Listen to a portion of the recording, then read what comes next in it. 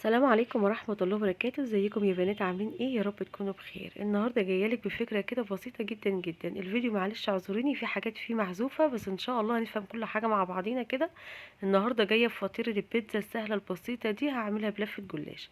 اول حاجة هعملها معايا، وانا عندي يا بنات طماطم وفلفل. الكمية اللي انت حسب اللي هتعملي، يعني انا هعمل فطيرة واحدة هاخد طماطمتين وفلفلتين. تمام تمام.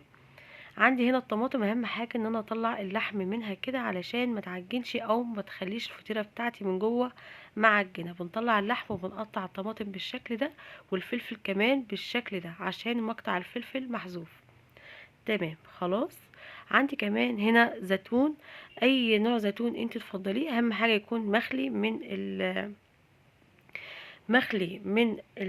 النقع بتاعه، وبعد كده بقطعه بالشكل ده. طيب ليه ما احطوش سليم؟ لانه هيبقى سميك شوية في الاكل، فيفضل ان احنا نقطعه بالشكل ده. حلو قوي. بعد كده بقى عندي بالنسبة للجبن، عندي هنا جبنة رومي، وعندي جبنة ميكس جبن كده، جبنة موتزاريلا على جبنة رومي برضو. تمام، يعني ممكن تحطي ده او ده، انا هحط الاتنين. تمام، يعني انت ممكن تحطي جبنة رومي او جبنه موتزاريلا، بس في الوصفه الاساسيه جبنه الرومي، والكميه برضو اللي انتي تحبيها. تمام. بنقطع الجبنه الرومي بالشكل ده، وممكن كمان نفرمه في الكبه لو عندنا. احنا هنقطعه بالسكينه كده تقطيع عشوائي عادي خالص. يبقى عندنا طماطم وفلفل وزيتون وجبنه رومي وجبنه موتزاريلا. ممكن نستغنى عن الجبنه الموتزاريلا دي تماما. تمام. عندي بقى هنا لفه الجلاش بتاعتي. خلاص يا بنات، هفردها، وبعد كده هجيب السمنة. عندي هنا معلقتين سمنة كبار على معلقتين زيت. خلاص. وعندي هنا الصينية، وهبدأ افرد لفة الجلاش بتاعي دي متطرفة، يعني الطرف كل ورقة مطرفاها يا بنات كده بره الصينية. هتشوفي دلوقتي. بصي بالشكل ده. المقطع ده برضو كده اتحذف، سامحيني.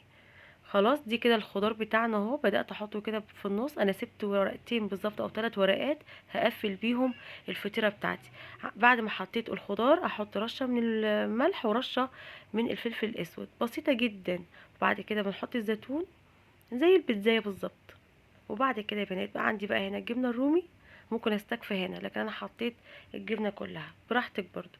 وهنا الجبنة الموتزاريلا. تمام.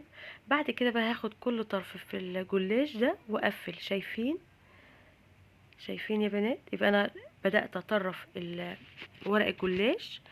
تمام. وبعد كده بين كل ورقة وورقة بقى احط معلقة من السمنة على الزيت، وبعد كده حشيت، وبعد كده قفلت الجلاش بتاعي او الصينية بتاعتي او الفطيرة بتاعتي بالشكل اللي احنا شايفينه ده. حلو قوي. حطيت كمان رشه من السمنه.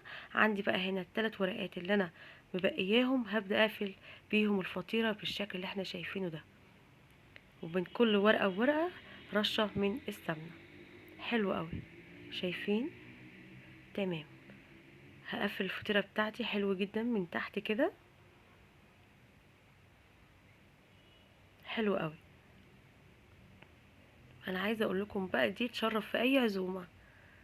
وبعد كده طبعا بحط معلقتين كبار بقى هنا كده على الوش من السمنه، وابدا اقطعها تقطيعة البيتزا بالشكل ده.